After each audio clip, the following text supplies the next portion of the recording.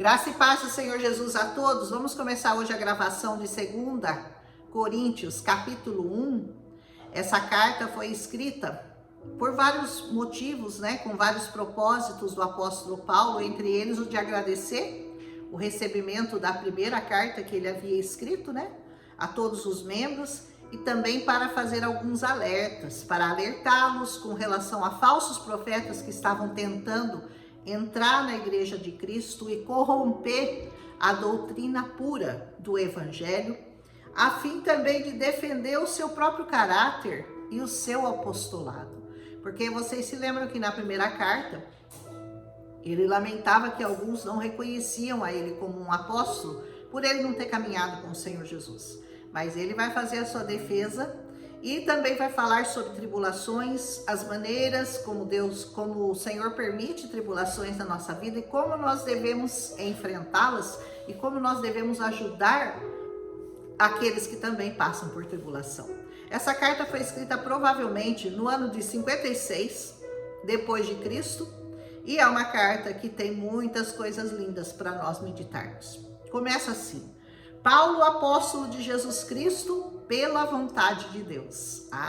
Ele já começa, deixa bem claro aqui, não é pela minha vontade, é pela vontade soberana do Senhor que eu sou apóstolo. E pelo irmão Timóteo, a igreja de Deus que está em Corinto, com todos os santos que estão em toda a Acaia. Como que Paulo se refere a nós? Como santos. Todos nós que recebemos o Senhor Jesus como nosso único e suficiente Salvador, que confessamos e nos tornamos verdadeiramente cristãos, nós somos chamados de santos. Que isso fique muito claro para você. Você foi santificado em Cristo Jesus. Graça a vós e paz da parte de Deus, nosso Pai, e da do Senhor Jesus Cristo. Bendito seja o Deus e Pai de nosso Senhor Jesus Cristo, o Pai das misericórdias e o Deus de toda consolação, que nos consola em toda a nossa tribulação. Em quantas tribulações Deus te consola? Em toda a nossa tribulação, para que nós também possamos consolar aqueles que estiverem em alguma tribulação, com a consolação com que nós mesmos somos consolados por Deus. Sabe por que Deus permite que você passe por uma tribulação e ele te console? Para que você ajude outras pessoas a passarem também por tribulações e serem consolados por Ele. Então você é como um espelho, você é como se fosse uma vitrine, para que as pessoas olhem para você e vejam quantas tribulações você passou e como você foi consolado pelo Senhor. E assim elas sejam fortalecidas para poderem passar por tribulações e também serem consoladas pelo Senhor. Porque como as aflições de Cristo são abundantes em nós, assim também é abundante a nossa consolação por meio de Cristo. Veja quanto Cristo sofreu, quanto ele passou na cruz do Calvário. Então ele diz, essas aflições em Cristo que são abundantes, é tão abundante quanto a nossa consolação por meio dele. Ou seja, não é pequena a nossa consolação, porque a nossa consolação, ela está no mesmo nível das aflições pelas quais o Senhor Jesus passou. Mas, se nós somos atribulados, é para vossa consolação e para vossa salvação. Ou, se nós somos consolados para a vossa consolação, é a qual se opera, suportando com paciência as mesmas aflições que nós também padecemos. Então, como que você deve suportar as suas tribulações? É com paciência, suportando as mesmas atribulações que todos aqueles que pregaram o Evangelho e que pregam o Evangelho até hoje suportam, por amor ao Senhor. Amém? E a nossa esperança acerca de vós é firme, sabendo que, como vocês são participantes das aflições, assim vocês serão também da consolação. É no mesmo nível, é o mesmo nível de aflição, é o seu nível de consolação. O seu nível de participação nas aflições é o mesmo nível de participação na consolação. Senhor, consola o nosso coração. Senhor, nos ajuda nas nossas dores, nas nossas aflições, nos nossos questionamentos, nas nossas dúvidas, nas nossas angústias, nas nossas depressões. O Senhor é o nosso ajudador.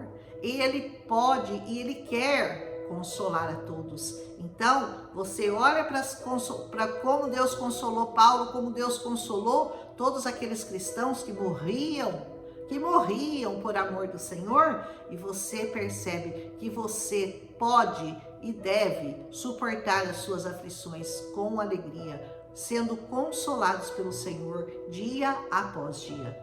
E diz assim, porque não queremos, irmãos, que vocês ignorem que a tribulação que veio sobre nós na Ásia, porque foi de sobremaneira, ela foi agravada, mais do que nós podíamos suportar, de modo tal que até da vida nós desesperamos. Olha, Paulo diz assim, nós passamos tanta tribulação, tanta aflição na Ásia, que nós desistimos até da vida. Até da vida nós perdemos a esperança. Mas, olha só, já em nós mesmos tínhamos a sentença de morte, para que não confiássemos em nós, mas em Deus, que ressuscita os mortos. Lembra do que eu preguei ontem? Que na última carta diz, você já morreu com Cristo. Então, o que pode te atingir? Porque mortos não sentem. Se você é ofendido, você não sente. Se você é maltratado, você não sente. Se você está em agonia, você não sente. Por quê? Porque você já morreu com Cristo. Para você ressuscitar com Ele. Você já morreu com Ele. Então ele diz assim, a nossa confiança não está no que nós estamos passando. A nossa confiança está em Deus, que ressuscita os mortos. Então se você morrer, glória a Deus, aleluia. Você vai estar ressuscitado com Cristo. Você será, com certeza. O qual nos livrou de tão grande morte e livra, em quem esperamos que também nos livrará ainda. Ou seja, o Senhor já nos libertou e muito mais Ele vai nos livrar sempre, ajudando-nos também vós com orações. Sabe como que você ajuda as pessoas? É com oração.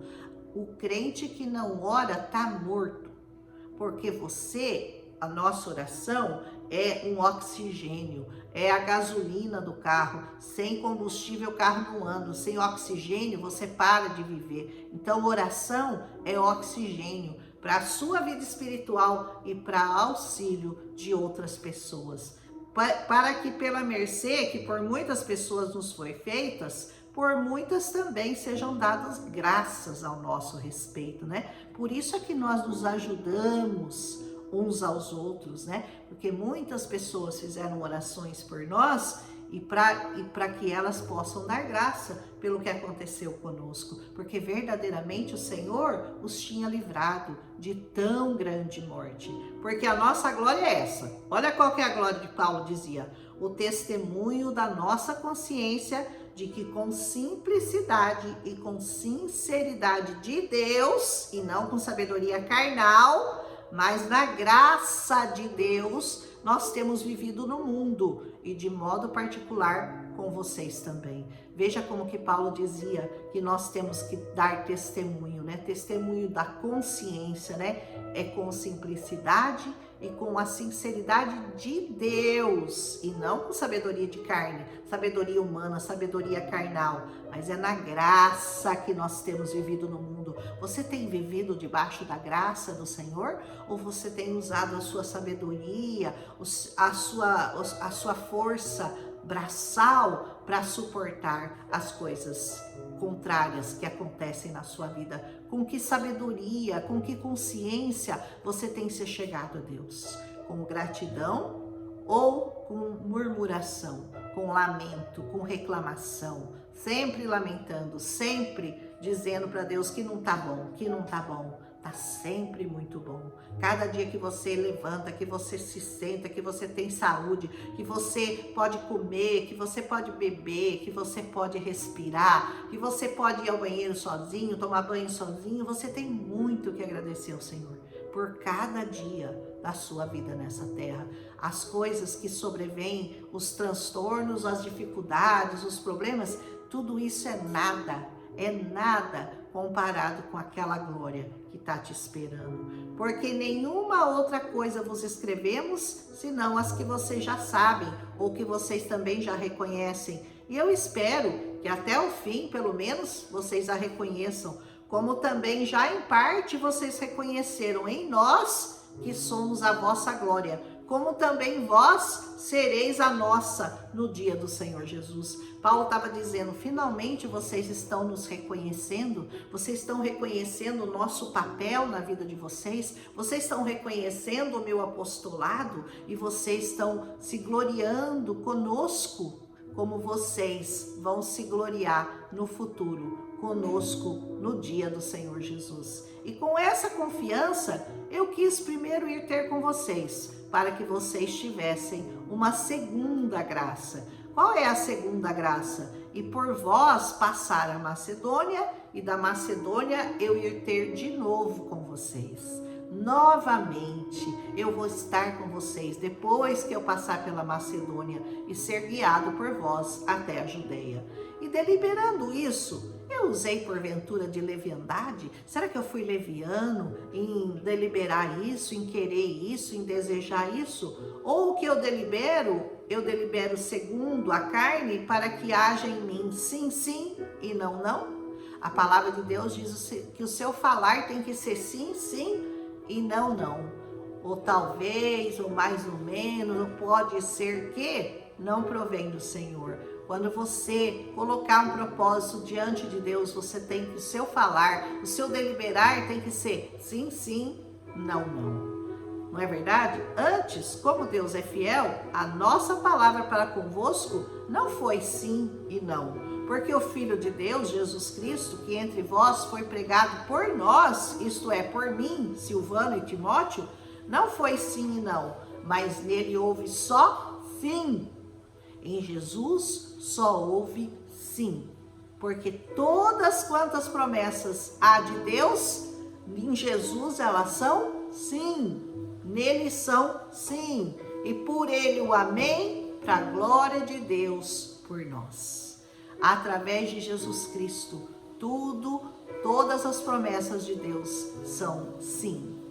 Aleluia! Mas o que nos confirma convosco em Cristo e o que nos ungiu é o próprio Deus, o qual também nos selou e nos deu o penhor do Espírito em nossos corações. Eu invoco, porém, a Deus por testemunha sobre a minha alma. Olha quem que ele invocava como testemunha para a alma dele. Eu invoco a Deus por testemunha sobre a minha alma, que para vos poupar, para poupá-los, eu até agora não fui até Corinto. Não que nós tenhamos domínio sobre a nossa fé, mas porque nós somos cooperadores do vosso gozo, porque pela fé vocês estão firmes. Ou seja, todas as coisas que Paulo pretendia fazer, ele só fazia debaixo de ordenança do alto. Tudo aquilo que ele colocava no coração para aquela igreja, ele confirmava, ele era confirmado por Cristo Jesus, o nosso Senhor. Então ele diz, nós somos cooperadores da sua alegria, nós somos os cooperadores do seu gozo, porque pela fé você está em pé. Aleluia, que você se mantenha em pé, que essa carta de Paulo traga a você gozo, traga a você alegria, traga a você um refrigério, traga a você uma nova esperança, sabendo que as aflições que você passa não são nada comparadas à glória que nos espera em Cristo Jesus. Passe pelas suas aflições, dando glória ao Senhor.